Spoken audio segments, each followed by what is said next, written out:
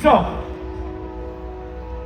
if you know anything about terror, it's not ideal up here with the barricade and everything, but the energy's great. I'm not one to complain. The way I see it, that only wins if you let it.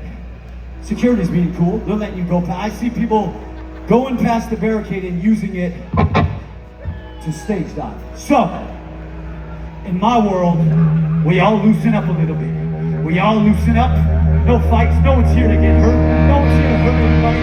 No one's getting hurt. If you're here to hurt someone, leave. Positive aggression. But I need more people crossing that barricade.